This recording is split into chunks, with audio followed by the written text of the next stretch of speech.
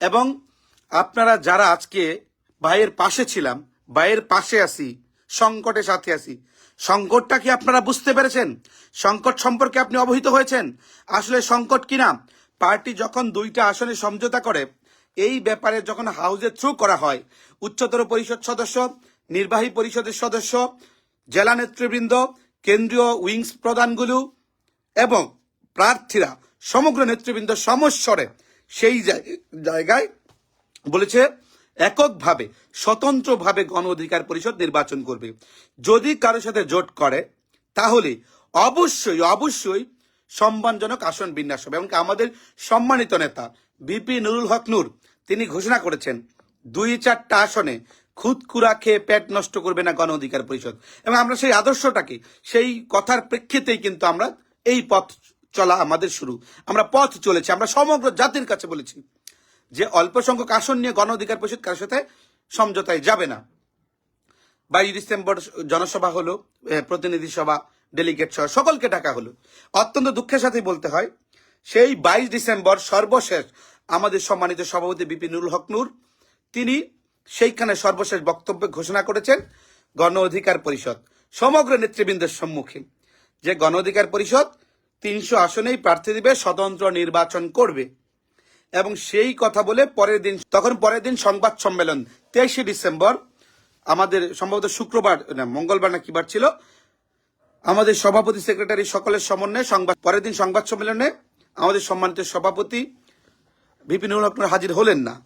Press ব্রিফের জন্য ডাকা হয়, সাংবাদিকরা আসে, কিন্তু আমরা গোপনীয়ভাবে জানতে পারি যে রাশেদ সাহেব সহ যিনি এখন বিএনপিতে গণ অধিকার পরিষদ ছেড়ে দিয়ে বিএনপিতে যোগদান করেছেন, তিনি বিভিন্ন গণমাধ্যমে বলেছেন যাতে এটা হচ্ছে আমাদের সংবাদ সম্মেলন, এটা সভাপতি সেক্রেটারি সংবাদ সম্মেলন না, তারা যাতে সংবাদ এখানে কভারেজ দিতে না আসে। আমরা ওই যে খালিদ হোসেন উনার ওখানে মিটিং ডাকলাম যে এই মিটিং ডেকেছি, সেই মিটিংয়ে কারা কারা উপস্থিত হবেন, সেই মিটিংয়ে উচ্চতর পরিষদ সদস্য উইংস প্রধানরা উপস্থিত হয়েছেন। 7টায় মিটিং দেওয়া হলো, 9টা বাজলো। আমাদের সম্মানিত সভাপতি সাহেব তিনি এখনো আসলেন না। তিনি উচ্চতর পরিষদের মিটিং এর চেয়ে বেশি গুরুত্বপূর্ণ মিটিং হিসেবে তিনি ওই এশিয়ান টিভির একটা টক শোতে ছিলেন গতকালকে। তারপর রাশেদ সাহেব কি করলেন, আমাদের সাথে কোনো আলোচনা ছাড়া, উইদাউট এনি ডিসকাশন, আমাদের সাথে আলোচনায় তিনি বিএনপিতে যোগদান করলেন।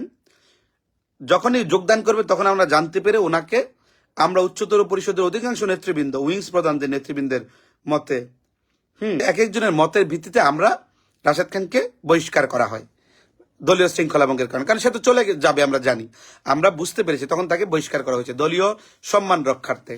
এবং তারপর তিনি পদত্যাগপত্র পরের দিন জমা দিলেন, বহিষ্কারের পরের দিন। তারপর বিএনপিতে যোগদান করলেন, করার পরে তিনি বিএনপি ধানে শীষ নিয়ে নির্বাচন করেন। কেউ বিভ্রান্ত হবেন না, গণ অধিকার পরিষদ এক এবং ঐক্যবদ্ধ। এবং আমরা যে সিদ্ধান্তটা জানিয়েছি, যে প্রেস লিস্টে দিয়েছি, এটা একান্তভাবে মিটিং এর একটি রেজুলেশন, সকলের মতামতের ভিত্তিতে গৃহীত সিদ্ধান্ত, যেটা আমার নেতা, আপনাদের নেতা, সকলের নেতা বিপি নুরুল হক নূর যিনি সেই মতকে প্রকাশ করেছেন, আরো সেইটাই সিদ্ধান্ত আকারে গ্রহণ করে আপনাদের জানিয়ে দেওয়া হয়েছে। এবং রেজাকির বিয়ের সাথে যাবে, তখন ভাঙছে দল কিন্তু দল টিকে আছে, এখন টিকে থাকবে, আরো অনেক ঝামেলা আছে, টিকে রয়েছে। সুতরাং বেইমানি করা, যারা বেইমানি করছে, যারা বেইমানি করবে, তারা ইতিহাসে রাস্তা করে নিক্ষিপ্ত হবে, তাদের জন্য ভালো কিছু না। উপরওয়ালা একজন আছেন তো, যিনি আমাদের সৃষ্টি করেছেন, তিনি সবকিছু দেখেন, শোনেন, ন্যায় অন্যায় বুঝেন। আপনার বিবেক দিয়েছে, আপনি যদি ন্যায় অন্যায় বুঝেন তাহলে আপনাদেরকে তৃণমূলদের আমরা বলবো আপনারা শান্ত থাকুন। গণ অধিকার পরিষদ আমরা সর্বোচ্চ ভালো সিদ্ধান্ত আপনাদের জন্য গ্রহণ করব। আপনারা যদি চান এককভাবে নির্বাচন, সেটা করব। আপনারা 2 আসন 5 আসনে চাইলে সেইটা করব। আপনারা বিভ্রান্ত হবেন না। আমরা